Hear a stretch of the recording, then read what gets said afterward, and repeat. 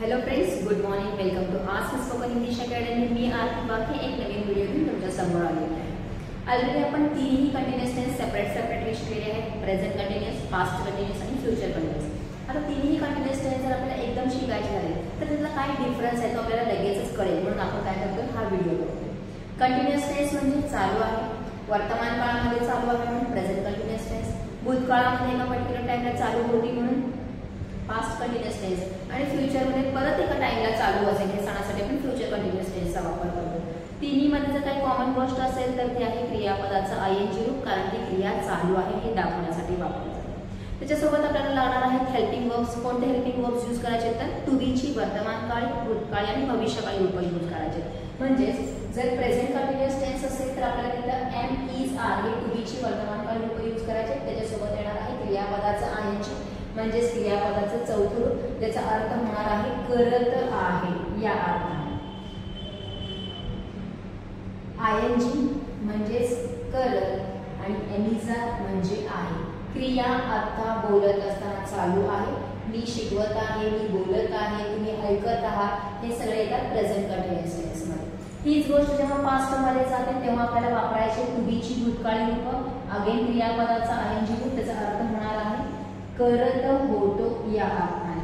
Again VING is equal to करत आणि was वेअरचा अर्थ आहे होतो या अर्थाने. ह्याच्यामध्ये क्रिया माग म्हणजे भूतकाळामध्ये चालू होती हे सांगण्यासाठी, जसं ही काल तुम्हाला शिकवत होते, काल तुम्ही लिहून घेत होता या अर्थाने. आणि जेव्हा हेच गोष्ट फ्युचरमध्ये जाणार आहे तेव्हा आपल्याला यूज करायचे टू बीची भविष्यकाळी रूप shall be, will be. Again क्रियापदाचा आयएनजी रूप करत असेल, करत असेल, करत असू किंवा करत असतील या अर्थाने. अगेन वर्ब आयएनजी म्हणजे करत आणि शॅल बी, विल बीचा अर्थ आहे असेल. म्हणजेच कंटिन्युअस टेन्स मध्ये आपल्याला टू बीच्या रूपांसोबत घ्यायचं आहे क्रियापदाचं चौथं रूप. टू बीची रूप आपल्याला माहिती असणं गरजेचे, वर्तमानकाळी, भूतकाळी आणि भविष्यकाळ. आता एकच सेंटेन्स जर तिन्ही टेन्स मध्ये आपण घेतला तर त्याचा अर्थ कसा बदलतो, त्याच्यासोबत येणारं टाइम कसं चेंज होतं ते आपण बघणार आहोत. याच्यामध्ये काही अफर्मेटिव्ह असतील, काही निगेटिव्ह असतील, काही क्वेश्चन सुद्धा असतील, ते आपण बघूया. तर first one is Suman is arranging dining table. आता ह्याच्यामध्ये आपण टाइम यूज केला नाही कारण it indicates the action is going now right. आता चालू आहे हे स्वतःच इंडिकेट करतं, त्यामुळे तुम्हाला जस्ट नाउ अशा प्रकारचे सेंटेन्सेस वापरायची गरज नाही. सुमन डायनिंग टेबल अरेंज करत आहे. अरेंज करत आहे म्हणजेच ती लावत आहे या अर्थाने. सुमन एक वचन आहे म्हणून इज वापरत आहे आणि अरेंज क्रियापदाला आपण आयएनजी चा प्रत्यय लावलेला आहे अरेंजिंग. हेच वाक्य जेव्हा पास्ट मध्ये जाईल तेव्हा कसं होईल, Suman was arranging dining table last night. Last night हे काय सांगते, पास्ट मधला टाइम. अगेन भूतकाळ असल्यामुळे वापरलेला आहे पण वॉज. सुमन काल रात्री टेबल अरेंज करत होती किंवा लावत होती. आणि हे जेव्हा भविष्य काळामध्ये क्रिया होणार आहे, सुमन काय करत असेल तर सुमन परत टेबल लावत असेल पण आज रात्री लावत असेल. Suman will be arranging table tonight. ह्याच्यामध्ये आपण टाइम घेतलेला आहे भूतकाळामध्ये भूतकाळी आणि भविष्य काळामध्ये भविष्यकाळी, की सुमन आज रात्री टेबल लावत असेल. क्रिया आता चालू आहे, आता लावत आहे. काल रात्री चालू होती म्हणून काल लावत होती आणि आज रात्री लावत असेल या अर्थाने आपण एमिझार आयएनजी मध्ये आपण इज अरेंजिंग घेतलं, वॉज वेअर आयएनजी मध्ये वॉज अरेंजिंग घेतलं आणि विल बी आयएनजी मध्ये विल बी अरेंजिंग हा शब्द घेतलेला आहे. Frogs are jumping here and there. बेडूक किंवा बेडकर इकडे तिकडे उड्या मारत आहेत. उड्या मारायची क्रिया आता चालू आहे. बेडूक अनेक आहेत त्यामुळे आपण आर यूज केला आहे. Frogs were jumping here and there after rain. पावसानंतर बेडूक इकडे तिकडे उडी मारत होते. आणि परत frogs will be jumping here and there after rain. पावसानंतर बेडूक इकडे तिकडे उडी मारत असतील. आता फ्रॉग्स अनेक वचन आहे म्हणून असतील असा शब्द झाला. एक असं असतं बेडूक उडी मारत असेल असं झालं असतं. निगेटिव्ह सेंटेन्स करत असताना प्रत्येक हेल्पिंग वर्बच्या नंतर आपल्याला नॉट यूज करायचे किंवा एम्प्टी हा शॉर्ट फॉर्म यूज करायचे किंवा नो हा शब्द यूज करायचे, जेणेकरून ते वाक्य नकारामध्ये कन्वर्ट होईल. जसं की फार्मर्स आर नॉट प्लोईंग. प्लो म्हणजे नांगरणे, शेतकरी नांगरत नाही. नांगरण्याची क्रिया आता चालू नाही. Farmers were not प्लोईंग last month, मागच्या महिन्यामध्ये शेतकरी नांगरत नव्हते. आणि farmers will not be ploughing next month, पुढच्या महिन्यामध्ये शेतकरी नांगरत नसतील. आता जेव्हा आपल्याला नॉट हा शब्द यूज करायचा आहे, इथं डायरेक्टली आर नंतर वापरलेला आहे, वेअर नंतर वापरलेला आहे, पण शॅल बी विल बी दोन शब्द असल्यामुळे आपल्याला शॅल आणि विल हे जे हेल्पिंग वर्ब आहे त्याच्यानंतर नॉट यूज करायचे.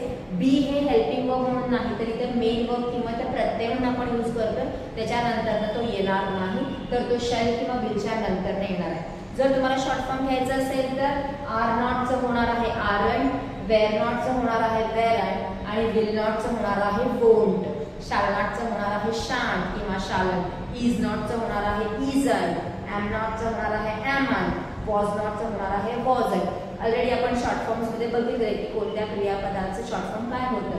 इथं जर तुम्हाला नॉट पूर्ण घ्यायचा नसेल तर तुम्ही शॉर्ट मध्ये घेऊ शकता वोंट बी प्लोईंग या अर्थाने. जर आपल्याला क्वेश्चन करायचा झाला तर अगेन हेल्पिंग वर्ब स्टार्टिंगला येणार आहे. Is my grandma knitting sweater, माझी आजी स्वेटर विणत आहे का.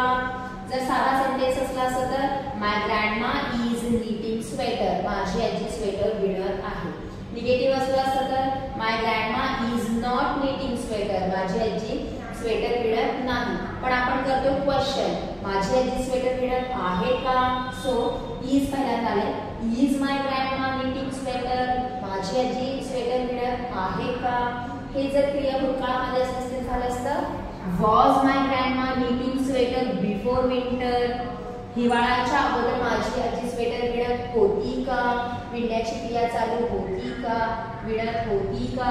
आणि ही जर क्रिया भविष्य काळामध्ये झाली तर will my grandma be knitting sweater before winter, हिवाळ्याच्या अगोदर माझी आजी स्वेटर विणत असेल का. नेक्स्ट येणारा जर विंटर आहे त्याच्यामध्ये ती विणत असेल का असं वापरलं. अगेन एमिझार वॉज वेर एकच हेल्पिंग वर्ब्स असल्यामुळे फक्त तोच एकटा स्टार्टिंगला आलाय क्वेश्चन मध्ये. अगेन इथे शॅल बी आणि विल बी असे दोन शब्द आहेत. परत जसा आपण नियम वापरलेला आहे निगेटिव्ह साठी की फक्त शॅल आणि विलच्या नंतर नॉट यूज करायचे, बीच्या तिथे नाही. सेम प्रश्न करताना सुद्धा आपल्याला फक्त शॅल आणि विल हाच हेल्पिंग वर्ब पुढे घ्यायचा आहे, मग सब्जेक्ट येणार आहे आणि मग येणार आहे बी. स्टार्टिंगला विल बी माय ग्रँडमा असं येणार नाही, विल माय ग्रँडमा बी असं त्याचं सेपरेशन आपल्याला करावं लागतं. त्याच्यासोबतच आपण डब्ल्यूएच टाइप क्वेश्चन्स पण करू शकतो. असं काही नाही की डब्ल्यूएच टाइप क्वेश्चनसाठी हीच कॅटेगरी पाहिजे तीच कॅटेगरी पाहिजे. Of course in any sentence we can make affirmative negative question WH type question. त्याच्यामध्ये काही आपण डब्ल्यूएच टाइप क्वेश्चन्स पण बघूया. लिमिटेड सेंटेन्सेस मी केले, तुम्हाला भरपूर सारे करायचे आहेत. Of course who is presenting seminar, seminar कोण प्रेझेंट करत आहे, कोण करत आहे म्हणजेच प्रेझेंट करत आहे. हीच गोष्ट भूतकाळामध्ये होती. Who was presenting seminar first, पहिल्यांदा कोण सेमिनार प्रेझेंट करत होतं. आणि who will be presenting seminar last, कोण शेवटी सेमिनार प्रेझेंट करत असेल. Whose body is shivering by cold, कुणाची बॉडी कुणाचं शरीर थंडीने कडकडत किंवा थरथरत कापत आहे. Whose body was shivering by cold yesterday, काल थंडीने कुणाचं शरीर कापत किंवा थरथरत होतं. आणि whose body will be shivering by cold in winter, थंडीत कुणाचं शरीर कुडकुडत असेल. What are you doing? तू काय करत आहेस? What were you doing at noon? दुपारी तू काय करत होतीस? आणि what will you be doing on Saturday? शनिवारी तू काय करत असेल? ह्याच्यामध्ये प्रेझेंट मध्ये आपण कुठेही टाइम यूज केलेला नाहीये, पण पास्ट आणि फ्युचर मध्ये कंपल्सरी यूज केलेला आहे. पास्ट मध्ये सगळे झालेली घटना आहे त्यामुळे ती कधी झाली हे भूतकाळाचा टाइम यूज करायचा आहे. फ्युचर मधल्या घटना ही भविष्य काळामध्ये घडणारे आहेत म्हणून सगळीकडे आपण भविष्यकाळी काय केलेला आहे टाइम यूज केलेला आहे. जशा प्रकारे मी अफर्मेटिव्ह केले, निगेटिव्ह केले, क्वेश्चन केलेला आहे, डब्ल्यूएच टाइप क्वेश्चन्स केले, तसेच तुम्हाला सुद्धा काय करायचे भरपूर सारे सेंटेन्सेसची प्रॅक्टिस करायची. एका सेंटेन्सेस तीन प्रकारे जेव्हा वेगळे होतात, प्रेझेंट मध्ये काय अर्थ होतो, पास्ट मध्ये काय होतो, फ्युचर मध्ये कसं होतो, हे ऍट अ टाइम करण्यासाठी आपण हे काय केलेलं आहे टेबल केलेलं आहे. अशाच प्रकारे तुम्हाला सुद्धा प्रॅक्टिस करायची आहे. जास्तीत जास्त सेंटेन्सेसची प्रॅक्टिस करा. सेम अफर्मेटिव्ह सेंटेन्सेसची करू नका. निगेटिव्ह कसा होतो, क्वेश्चन कसा होतो याची प्रॅक्टिस करा. आणि जास्तीत जास्त तुम्हाला WH टाईप क्वेश्चनची करायचे आणि आपण बोलत असताना या सेंटेन्सेसचा वापर जास्तीत जास्त करत असतो. अगेन ह्याचा स्क्रीनशॉट काढून घ्या, लिहून घ्या आणि तुमचे स्वतःचे सेंटेन्सेस करा आणि बोलत असताना लक्ष द्या की मी कोणता सेंटेन्स केलेला आहे, कोणता क्वेश्चन केलेला आहे, कोणता कंटिन्युअस टेन्स वापरलेला आहे, जेणेकरून त्याचं मराठी टू इंग्लिश करत असताना तुम्हाला सोपं जाणार आहे. अगेन थोडंसं साईडला होते, स्क्रीनशॉट काढून घ्या अँड थँक्स फॉर टुडे.